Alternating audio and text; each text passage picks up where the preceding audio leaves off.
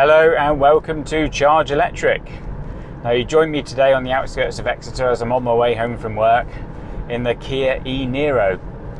I wanted to have a little bit of a chat about the e-Niro because the car's been around for a little while now, launched in 2019 in full electric form. But before I start the video, I just want to point out that this video is being done in conjunction with Speedwell Kia of Exeter and Newton Abbot.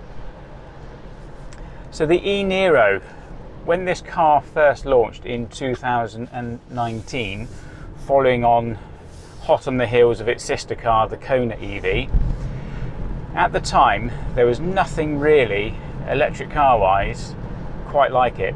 Anything else that cost the same as this car had a much shorter range, and anything else that had the similar range of this car was much more expensive. So as you can imagine, the e-Niro took the market by storm when it first launched, and it is sold incredibly well. Now, although it is mechanically very similar to the sister car, the Kona Electric, I was having a little look at the numbers of e-Niros versus Kona Electric that are on the road, and it seems the e-Niro has outsold the Kona EV by about 5,000 cars since both those cars have been launched. And one of the reasons why I think the e-Niro has really tapped into people's psyche, what they want in an electric car over the Kona, is that it is in a much more practical package. It's a slightly larger car, it has more rear passenger space and a larger boot. So that's one of the reasons why I do think it has been more popular than the Kona. It also feels like the e-Niro is slightly softer sprung as well. It seems to be more comfortable on some of the rougher roads, and just a little bit easier to live with day to day. But when the e-Niro came along, 2019, as I said, there wasn't too much on the market at the time that was anything close to the capability of this car. But 2 years in the electric car world is a long time, and there's been a lot of cars that have launched since. SUVs, saloons, estate cars.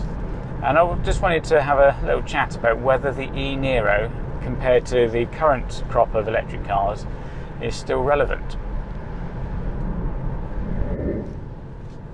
So, having spent quite a long time now running around in the e-Niro, I can confirm that yes, I do think that the e-Niro is still a very relevant EV. There is still not much on the market that will do the range that this car is capable of, and the standard equipment this car comes with at this price point is absolutely staggering as well.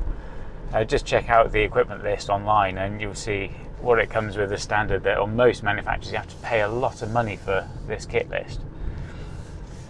I cannot think of another family-sized EV, certainly at this price point, that does such a good job as the e-Niro. So yeah, it's not only is it still a relevant car, it is still one of the best family-sized EVs on the market.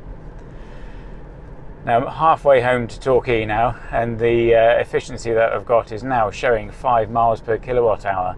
So the car is incredibly efficient. You know, the range of this car is very good, and it's easily achievable as well. I mean, you can get in this car and just get in, drive it, not even think about how economically you're driving, and it will do an easy 250 miles in my experience. And if you're careful and choose the right route, yes, it will hit that 300 mile barrier or mark as well. So yeah, it is absolutely awesome. I've absolutely loved my time with the e-Niro, and particularly since the car was facelifted and it's got the new entertainment system and the sat-nav system. It's absolutely fantastic. It's so easy to use, very intuitive. And Kia are just rebranding their app to Kia Connect. So the app will now be called Kia Connect. And that app works incredibly well. So easy to pair up as well. 2 minutes and you can pair the app to your phone, to the car, and control certain features from your phone. The whole car is just so easy to live with. I mean, if you're a family and you're looking at an electric car, you cannot go wrong with an e-Niro. It is such a user-friendly car, so easy to operate, so cheap to run. If you're doing the majority of your charging at home, it's going to cost as little as 2p a mile to run this car. It's just phenomenal. And if you do high mileage driving as well, I mean, the range of this car, high mileage drivers have nothing to fear. The rapid charging infrastructure in the UK now is absolutely brilliant, and it's getting better every day. You're never more than a couple miles away from a rapid charger anymore. So high mileage drivers got nothing to fear, and it just makes the total running cost of your car just so cheap. So yeah, I still can't think of any car that's launched after this car that is quite as capable for this price point. So it's going to be interesting to see what happens when Kia launch the EV6.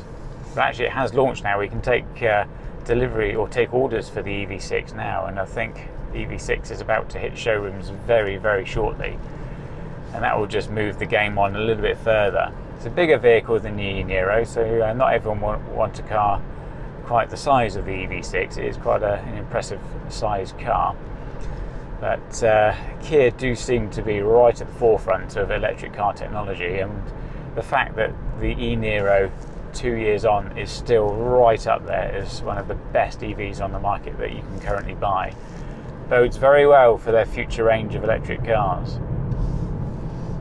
So yeah, it's going to be exciting times for Kia in the next couple of years. But if you are in the market for an EV now, family size car, buy an e-Niro. They are absolutely brilliant. You will love it. Oh, bright sun. Like all 4 seasons in one day at the moment. It's hammering down with rain earlier, and I've got bright sun right in my face. Oh. But hey, let's try sport mode actually. Ready?